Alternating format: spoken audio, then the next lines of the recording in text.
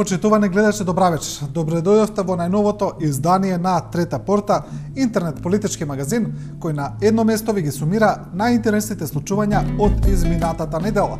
А изминатата недела, значи, без размислување, најинтересни се случувањата кои се поврзани околу предвремените парламентарни избори, кои се пак поврзани директно со спроведувањето на политичкиот договор од Пржино. Како што е познато на јавноста, власта предводена од ВМРО, ДПМН и ДОИ изгласа во собранието изборите да се одржат на 24 април, онака како што е предвидено според договорот, додека од друга страна опозицијата предводена од СДСМ вели дека во договорот од Пржино се пробиени сите рокови во текот на преговарањето и дека затоа е дискутабилен и датумот за избори, бидејќи велат не се спроведени потребните подготовки за спроведување на фер и демократски избори. За ова има многу коментари, многу реакции, многу анализи. Ќе ги видиме поголемиот дел од нив, оние порелевантните, и може да се каже дека целата емисија ќе биде посветена на оваа проблематика. Почнуваме со Сашо Коколанов, долгогодишен новинар, уредник, сега уредник на порталот Коза Ностра, но овој пат Коколанов има сериозен став. Ако има еднопартиски избори, ДПМН и ДОИ, не ги сметам за две партии, тогаш не треба да изигруваме лажен плурализам во медиумската сфера. Треба да се затворат сите критички медиуми, нека биде едноумие и таму. Не е тоа бело знаме или предавање. Тоа, што би рекол еден од комичните апологети на власта, се нарекува Њутнов закон. Треба да удриме во дното за да се одбиеме нагоре. Очигледно е дека нема друг начин да се одбиеме нагоре. А ако се држиме до Њутон, колку посилно удриме, толку посилно ќе се одбиеме. Драги пријатели, не знам за другите медиуми во кои не сум собственик, ама во тој еден каде што сум, ќе седнеме и добро ќе размислиме дали сакаме да сме плуралистички декор на еднобојното милје. Тука Коколанов, значи, навестува и можни различни размислувања околу иднината и на Коза Ностра. Одиме со Владимир Лазаревик од Сдруженијето Има иднина, кој почна прилично амбициозно, но кој речиси го снема од политичката и јавната сцена. Сега Лазаревик исто така пишува за овие случувања. Значи Лазаревик тука шерува еден прилично читан пост кој ќе го видиме. Тоа е една анализа на Дојче Веле. Концептот на Хан и Европската Унија ја турка Македонија во диктатура. А Лазаревик коментира: демократијата во Македонија одамна е сведена на фарса. Тоа добро се вклопува во актуелното 5-годишно време, периодот на карневали во Европа. Поворката се движи, луѓето се исти, но маските паѓаат. Со Амина Хан и на Европската Унија, во Македонија веќе нема потреба да се прогласуваат ни црни петоци, ниту црни понеделници. За незината демократија одамна е среда пепелница. Тоа е мислењето на Лазаревик, а одиме со тој прилично читан и коментиран текст на Дојче Веле, значи дека концептот на еврокомесарот Хан ја турка Македонија во диктатура. И тој текст е на Борис Георгиевски. Стабилност пред демократија. Неофицијалната мантра која Европската Унија ја практикуваше во односите со редица европски земји со изјавите на комесарот за проширување Јоханес Хан добива официјална потврда и во однос на Македонија. Уште во петочната изјава на еврокомесарот во Скопје, дадена по неуспехот на преговорите со лидерите на политичките партии, можеа да се насетат контурите на понеделничката одлука на Никола Груевски по секоја цена да оди на избори на 24 април. Немуштите и контрадикторни изјави на Хан, кои следуваа во деновите на викендот и во понеделникот, внесоа одредена магла, но клучните пораки беа испратени уште во петокот и очигледно беа примени. Доколку имаше некакви дилеми, самиот Хан ги расчисти во понеделникот вечерта со изјавата дека тој преферирал консензуално решение на сите партии, но што е, тука е.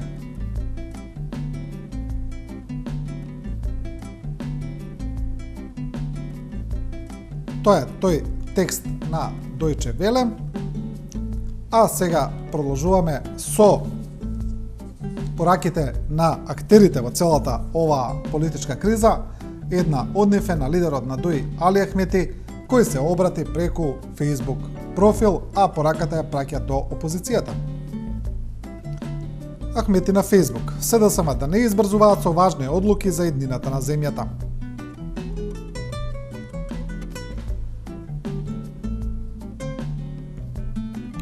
Ја повикувам неголемата опозицијска партија да остане посветена на реализацијата на преостанатите обврски од договорот, вклучувајќи го и учеството на изборите, за кои заеднички се договоривме да бидат на 24 април, како и да не избрзуваат со важни одлуки за еднината на земјата. Како што веќе сум напоменал, најголемите партии сносат голема одговорност за државата и граѓаните. Затоа треба да делуваат храбро, во согласно со одговорноста и општото добро, ставајќи ги при тоа партиските интереси настрана, вели Ахмети на Facebook. Тоа е ставот на Али Ахмети. А да видиме дел од пораките на дипломатските представништва во земјата, на оние посилните западни демократии. Едно од нив е и пораката на британската амбасада, која е објавена по одлуката на власта да распише избори. Британската амбасада вели, треба да се заврши уште многу работа за веродостојни избори. Треба да се заврши уште многу работа за веродостојни избори, особено во однос на гласачкиот список, балансирано медиумско покривање и еднаков пристап до медиумите. Досегашниот напредок се засноваше на договор помеѓу 4 главни партии. Доколку се работи за наоѓање решение за продолжената и неповолна политичка криза, преостанатите прашања исто така треба да се решат со консензус и на начин со кој сите партии ќе се вклучат во изборите и ќе го прифата резултатот како волја на македонската јавност, стои во реакција на британската амбасада.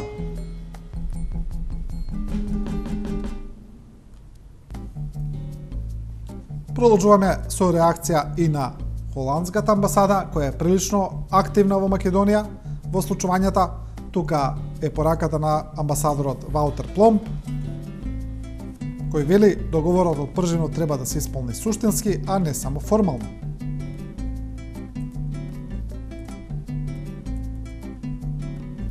Сите аспекти од договорот од Пржино треба да се испочитуваат и да се спроведат. А одржувањето на слободни, фер и инклузивни избори е еден од нив. Суштината на овој политички договор или кој било договор не е во формално исполнување, туку во вистинската посветеност и во целосно спроведување на договорените реформи, стои во писмена изјава на Пломб, дадена по назначувањето на техничка влада што ќе ги спроведува предвремените избори.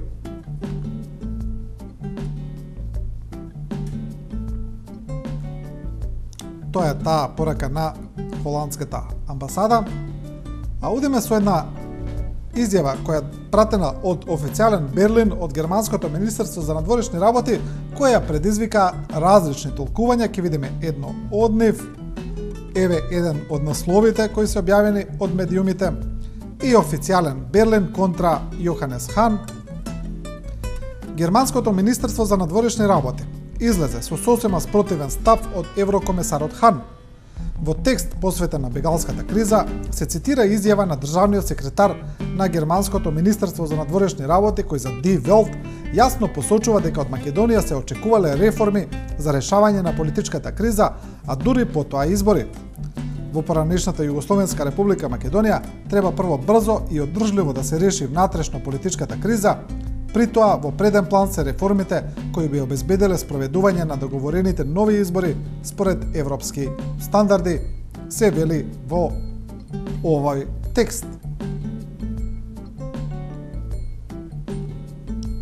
А Роберт Милески, колумнист, чест Facebook активист, сега пишува за ова и вели дека не се согласува со оценката дека Германското министерство има спротивен став од Хан. Се шират невистини по медиумиве, само не ми е јасно која е позадината, дека официјален Берлин застанал против Хан. Дали намерно за да се залажуваат опозиционерите и да носат погрешни одлуки или нешто друго е посреди, не знам. Во секој случај знам дека толкувањето е погрешно. Државниот секретар на Министерството за надворешни работи на Германија изјави дека е потребно брзо и одржливо решение, Тоа е истото што Груевски во судејство со Хан и во договор со американците го испорача. Инаку секој што барем малку ги познава германците и германскиот менталитет знае дека тие се едни од најметодичните и најстрпливите луѓе на планетава.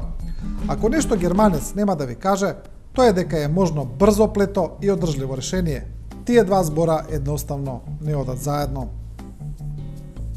Тоа го пишува Милевски. Емисијата ја продолжуваме сега со останатите реакции кои се поврзани директно со одлуката на власта за одложено распуштање на собранието и за организирање на предвремени избори. Одиме со Гордана Силјановска, професорка на правниот факултет. Силјановска вели дека едностранни одлуки не се добри за Македонија.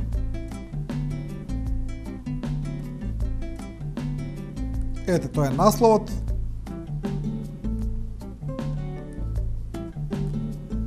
Да видиме дел од текстот. Формално правно, одлуката е законски заснувана, зашто 24 април како ден на одржување на предвремените парламентарни избори е утврден со последните измени на изборниот законник од ноември 2015 година, а законот важи за сите, односно ерго омнес. Но во услови на политичка, демократска и потенцијална безбедносна криза, врзана за бегалскиот бран, не смее да се предвиди дека Република Македонија има насушна потреба од диалог и консензус. Пржинскиот договор, иако скроен во ексклузивен, парти-бирократски бинарен стил, без партиципација на сите парламентарни партии и цивилно општество, на нетранспарентен и вонинституционален начин, со странско посредништво кое секогаш значи делегитимација на актерите на кои им треба старателство, сепак е своевиден Ноев чун на кој главните патници треба да се качат и пловат со маслиново гранче в раце.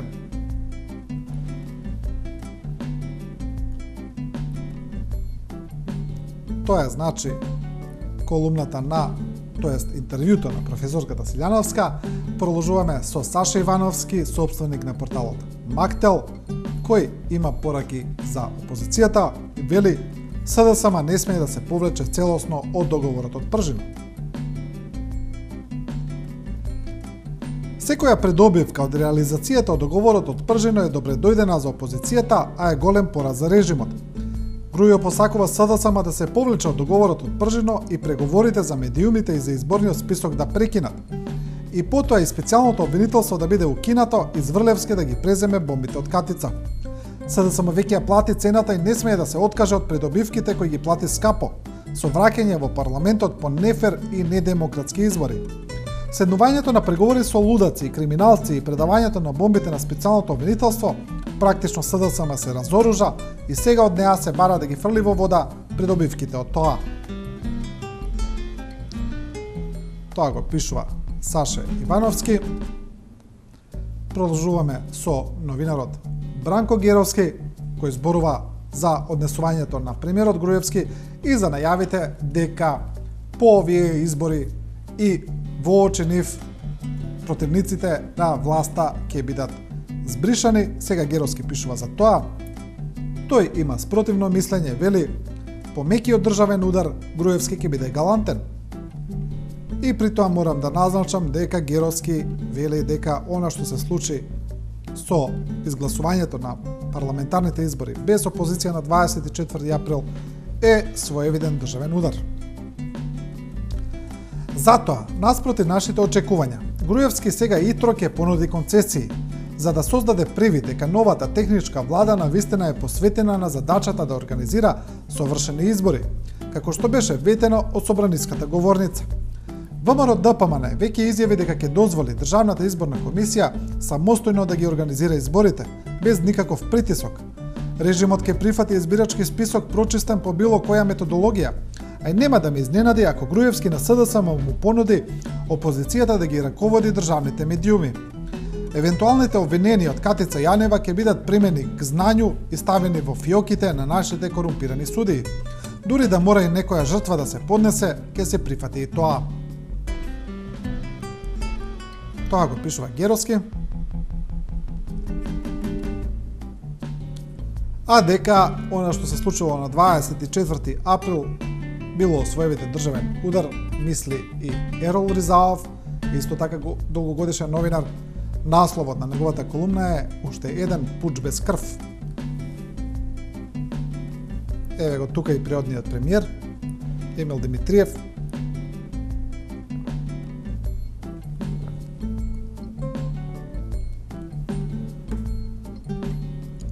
Никола Груевски конечно го примени планот А за излез од лабоката политичка, економска и морална криза во која незадржливо пропаѓа Македонија.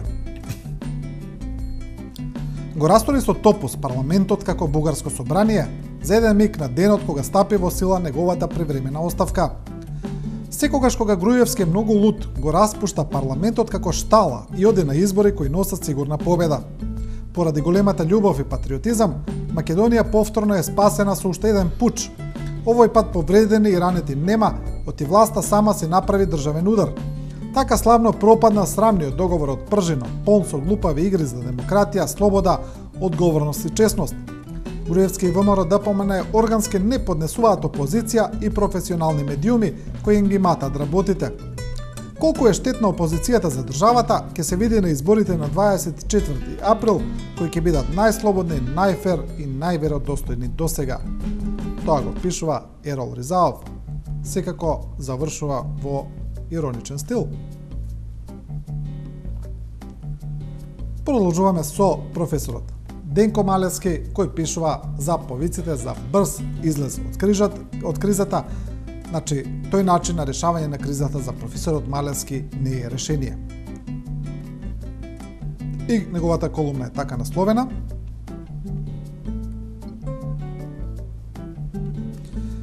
Значи, останува системот внимателно и радикално да се трансформира. Ако некој знае како тоа се прави брзо, нека каже. Ако не, нека молчи или нека се приклучи во чистењето и обновата на нашиот политички систем од замрсени клопчиња на лични и политички интереси кои се тркалаат од извршната во судската и законодавната власт и обратно, и кои со текот на годините ги затнаа каналите на правдата. Големата лекција која треба да ја научиме во месеците пред нас е дека нашите политички институции не функционираат затоа што не се исполнети со демократска содржина, туку со некаков човечки гипс, бетон, железо, стиропор и лепак. Тоа го пишува Денко Малевски, а аналитичарот и новинар Суад Месини има негово предвидување, негова анализа за тоа што ќе се случува во иднина, и таа анализа за многумина е прилично песимистичка, а можеби некој и ќе се радува на таков развој на настаните, се разбира доколку се оствари. Значи, еве еден од насловите на неговата анализа, објавен на порталот Репортер. Суад Месини го откри мастер планот на ВМРО ДПМН, се вели: направени се повеќе обиди, верувам се уште се прават, со цел да се намести Апсење Заев преку местенки кои ги би требале да покажат дека тој злоупотребувал снимки и флагрантно прекршува закон. Тоа покажува по икс пат дека специјалната војна на ДПМН е во полн ект и дека ниту СДСМ, ниту граѓаните имаат било каква заштита. Сите оние кои бараат активирање на бомби по денешните настани, да ги подсетам дека бомби нема, тие се кај Катица. Ако Заев сега треба да глуми дека има нови бомби што ги нашол последниве 2-3 дена, мислам дека тоа е многу површно. Вечерва ќе заврши оваа фаза на мастер планот на ДПМН со известниот избор на техничка влада. Наредната фаза е неутрализација на Катица. Таа активност трае веќе некое време, но во наредниот период ќе се фокусира и интензивира. Постојат неколку стратегии кои симултано ќе се пременуваат против специјалното јавно обвинителство, пишува Месини. А за тоа што ќе се случува и што се случува во моментот, мислење имаат и невладините активисти, и тоа оние луѓе кои често протестираа на улиците по разни основи. Еден од нив е и граѓанскиот активист Джелал Хоџики. Еве го Facebook статусот на Джелјо Хоџики. Последниве недели разговарам со многу луѓе. Мнозинството од нив ми велат дека ако опстане режимот, ќе се селат од Македонија. Ми се чини дека прашањето колку луѓе се спремаат да се иселат од државата станува поважно прашање од тоа колку точно стотици илјади луѓе досега се имаат иселено. Дали Македонија е следната држава од која незините граѓани ќе бидат најбројни баратели на азил? На таква ли бегалска криза, мислеше Хан. Тоа го пишува Хожик, а се огласи и професорот Јове Кикеновски, исто така сега дел од движењето Фродем, кој вели, наместо да се смири, кризата од денес се повеќе ќе се продлабочува.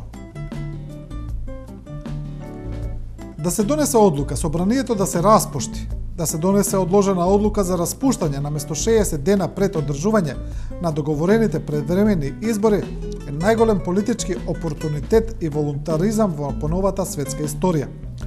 Не ми е јасно кој им даде совет прво да донесат одлука за само распуштање и така со донесена одложна одлука истите тие да гласаат за влада со нов мандатар. Кому му одговара тоа? Ало, платеници, свестете се. Наместо да се смири политичката и државната криза, таа од денес се повеќе ќе се продлабочува. Господ нека ни е на помош, пишува Кикеновски. Една прилично интересна колумна има режисерот Слободан Унковски, која е пренесена од доста медиуми и која е напишана онака поетски, режисерски, уметнички. Насловот е Евене ноква повеќе од милион луѓе на претоварениот Титаник Македонија, кој шиба кон ледената санта од која ќе потоне.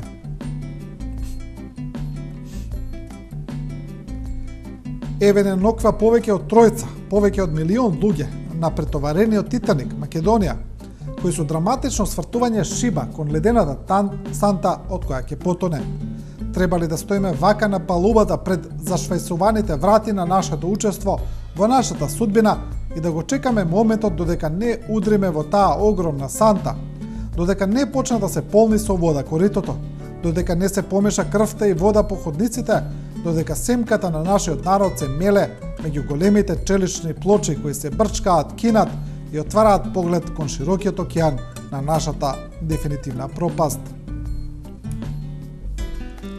Тоа го пишува и прашува режисерот Слободан Унковски. Продолжуваме со колумна на Сашко Петров, кој прашува што сменија бомбите на опозицијата во Република Македонија. Докаде е работата за изборните нерегуларности, во кои се осомничени десетина високи функционери, а најмногу пријавувани се поранешните министри Милејана Киевски и Гордана Јанкуловска? Колку што ме држи помнението, тимот на Заев ќе ги истражува сите сомнежи за злоупотреби на власта, кои произлегува од така наречените бомби на Заев, освен случајот Пуч, докаде е работата со можната злоупотреба на власта, во случајот со плацеви на Водно, провизија од Израел, случајот Космос, начинот на апсење на Љубе Бошковски, случајот Мартин Нешковски, демолирањето на општина Центар, случајот против битолскиот градоначалник Талески, докаде е работата. И тука, Сашко Петров набројува уште низ работи.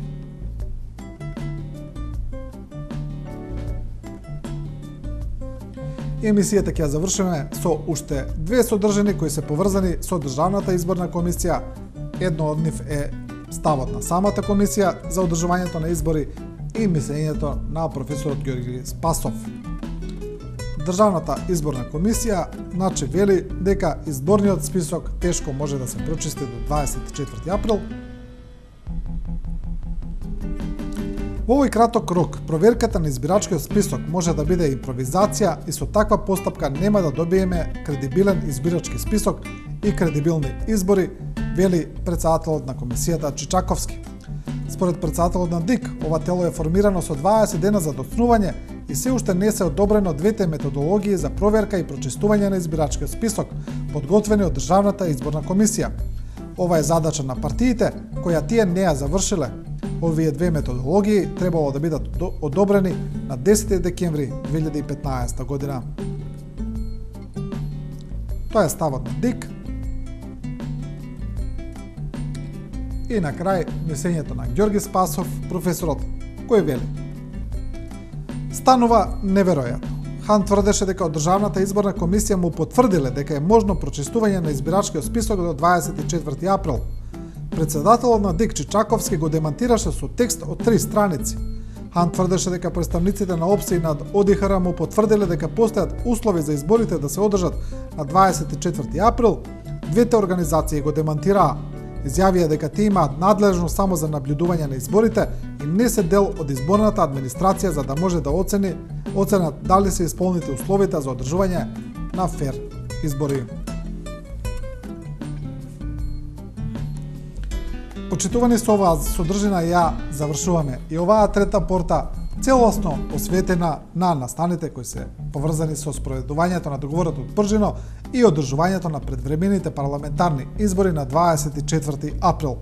Трета порта гледајте ја секоја среда во 19 часот и 15 минути, а нашето мото е дека ние не ви кажуваме како да размислувате, туку ви ја прикажуваме големата слика. Останете со програмата на 24 вести.